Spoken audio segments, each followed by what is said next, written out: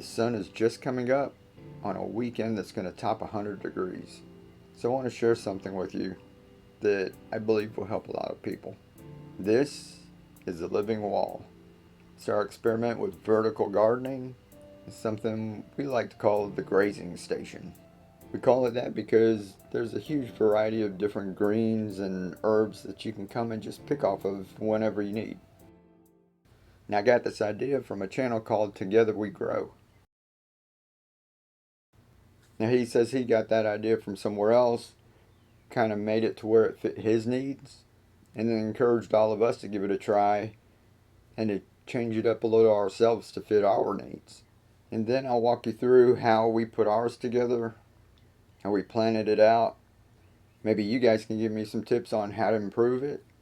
And even better, I would love it if a lot of you gave it a try, experimented, adapted, and then shared with the rest of us. And then, together we grow, just like Chucky. Now Chucky's growing in Arizona. That's pretty impressive.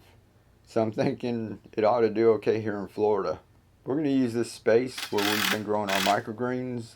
You just need a flat surface. If you're doing ours in the yard, you can always do this up against a wall. If you do, you're going to want to put up a waterproof membrane, some kind of plastic behind this. We're just hanging it up. Now we got lucky because the shelves were spaced exactly right to match the grommets on this grow bag. Now this is a felt grow bag. It's got 36 pockets in each one, and 2 of them fit perfect here. You don't need to do 2, you can do just 1. And they also come in different sizes and shapes. After we got it hung up, one of us started filling in the pockets with the clay pebbles, and I started to get the irrigation set up. Now I'm just using 1/4-inch irrigation pipe and these little drippers. They've got a sharp barb on them that just poke into the pipe. They've got a little special tool to do this, but I just use a little scissors. Make sure not to poke through both sides of it. You just jab it in there.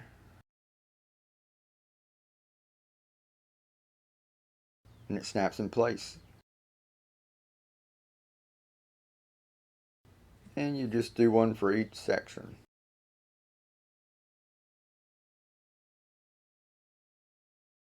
Now we're just using a little water here to test everything out. When we get it ready, we'll fill the tub all the way up with nutrients. I'll link that video up above. Now this pump has a lift of 6 feet, and we're going just a little over 5. Turn it on, make sure it's dripping through, and then we wait. It only took a few minutes for it to start dripping down through each one, and you want to make sure that all of them are working. If not, you have to fiddle with each one.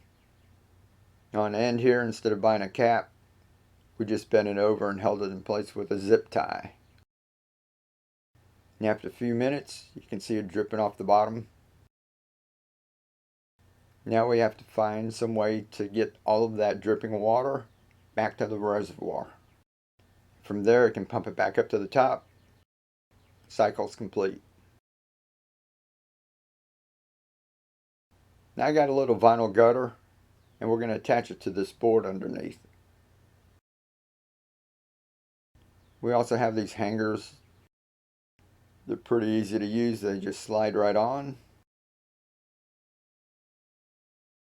And they've got a little hole for you to screw it and attach it to the wall. It's not very heavy, so you don't need very many of these. We only use 3. And you just want to make sure it's tilted back towards the container. And then we turn the pump back on.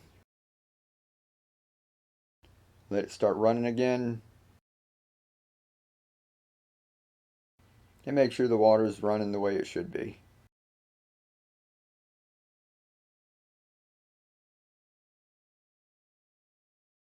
Now the clay pebbles that we're putting in there, these retain moisture.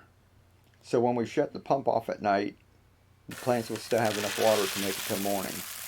And when these are brand new, they're really dusty. So you're going to want to rinse them off. I just take a 5-gallon bucket and drill a bunch of holes in it, and we get the hose and spray it down. Now we cut a couple of holes in the top of the container for the power cord to come out, so we can still see in there, see what the level is. And when we were doing that, we noticed that the cover was recessed, kind of like one of our trays, and it had these channels in it.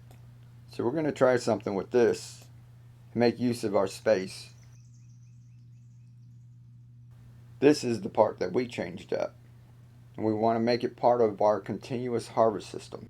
So you can cut a hole where the water returns from the gutter, or you could use a downspout, but that costs more money. So we decided to let's take advantage of that.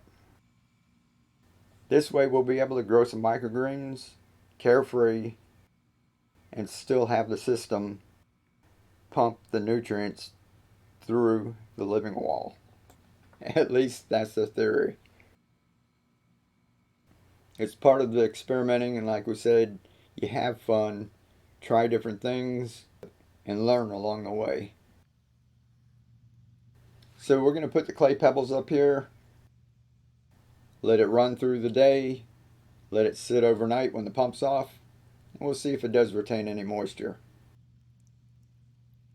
We'll come back to that.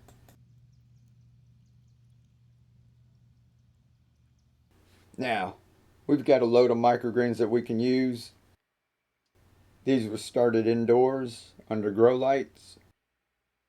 The last couple of days we put them out here. So where Chucky was growing full-grown plants, we're going to use this as part of our continuous harvest system, where we grow microgreens and then we take them and grow them into baby greens. We'll let a few get bigger, but basically we'll have the microgreens coming right behind of it, start the process all over again. But first we've got to take some of the microgreens and put them in the wall. Now you guys saw these containers in another video, and since the plants were started in hydroton, they come out really easy. Now another benefit is they were grown with clay pebbles and nutrients, and they're being transferred to more clay pebbles and nutrients. See, to me, plants don't like a whole lot of change, so this makes it perfect. And you can use any number of the containers we've been growing in. This is the one with our self-watering adapter, and this cress has been going for about 3 weeks in here. It's a continuous harvest. You keep clipping off of it, it keeps growing. Now we're not going to stress out about it, trying to pull 1 or 2 little roots out. My wife just puts a whole handful in, and it throws a couple pieces of clay pebble around it to hold it in place. And that's it. We just repeat the process over and over.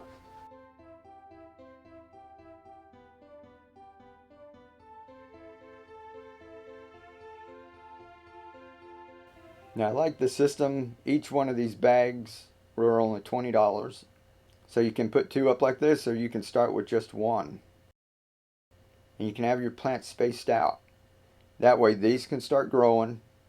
You can come in, use it as a grazing station, and then you have empty spots to start taking your baby microgreens and putting it behind that. So you just grow what you need.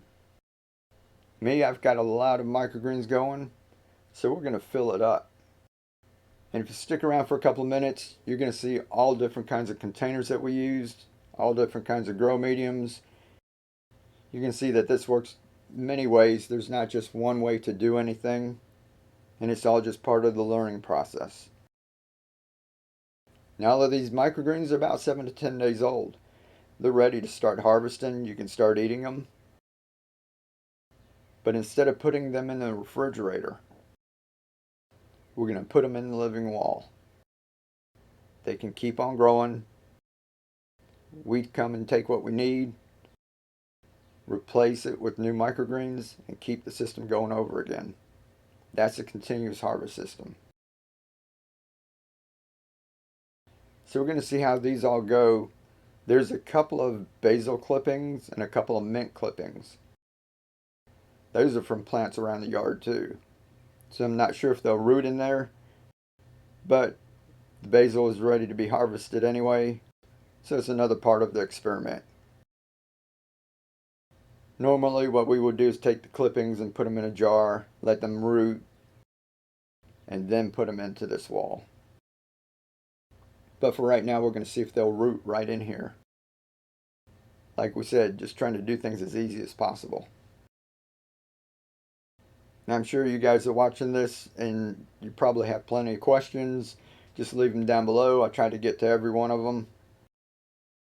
And just remember, this is an experiment. And we're putting this up this weekend. It's going to go up over 100 degrees. And we're going to see how it's doing. These are little tiny sprouts out in 100-degree weather. If we can keep the grazing station going through that, that's going to be awesome. So as you can see, by using the microgreens that we had growing, we have an instant living wall.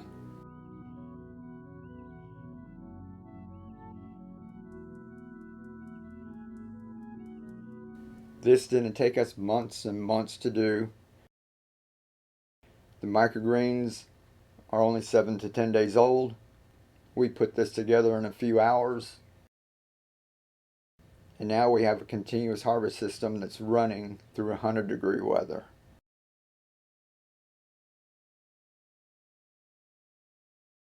Now around back, you can see how the water is dripping down. So we might lose a little bit due to evaporation. But I think this would be a cool spot to start some more microgreens, since we have a bunch of empty containers now.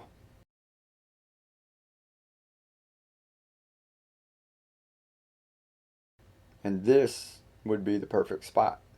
It's in the shade, doesn't get a whole lot of light, and maybe this big old radiator here is going to keep it a little cooler. Another option for the microgreens is our experiment with the cover. So my son just sprinkled some seeds on, misted it the first day to get the seeds damp, and we just let it go. Now a lot of you are not going to want to do this because you're going to say, how do I get into the container? Now my last few grows, I didn't even go into my container. And if I do need to lift the lid, it's not that heavy. But if you're in there monkeying around with your nutrients and the pumps and everything all the time, you might not want to do this. I'm more of a set it and forget it kind of guy. So we just leave these guys go. In about 4 days, they're pretty good size. I'd say in about a week, if they make it, they'll be ready to go in the wall. So what do y'all think about that? A few days later, we got our first rain. And part of this is under the shade cloth, but it rained so hard it came through there and just beat up the plants on the top. And it rained all day.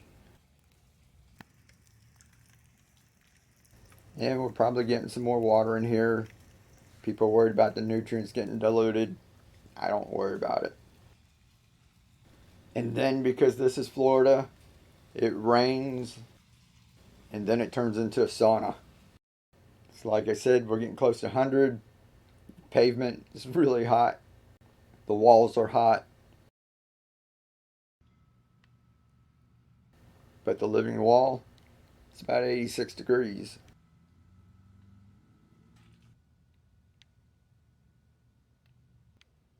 These containers are over 100, and even the one in the shade is 93 degrees. These are the ones we're growing the basil in. So 93 degrees, and our wall, about 85 degrees, even in the sunny spots. It's only 87. So is the back. And as we get lower, it gets cooler.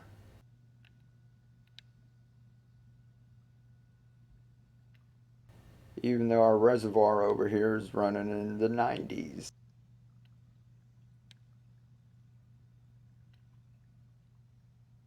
And my gnome home is over 100. So this has been running about 5 days. This weekend, we're going up over 100. We're going to see how it does. You guys give me your thoughts. The neighborhood cat likes it. Nice, cool spot. Hopefully he'll keep the rats and the squirrels away from my grazing station. Don't forget, go over to Chucky's channel, Together We Grow, see how he put his together, especially if you live out west where it's really, really hot. Let me know how you think we can improve on this one. And if you give this a try, make sure you let us know. That way we all learn and share and help each other, and together we grow. All right, live to inspire, keep on growing, be the change. I'll catch you next time, my friends.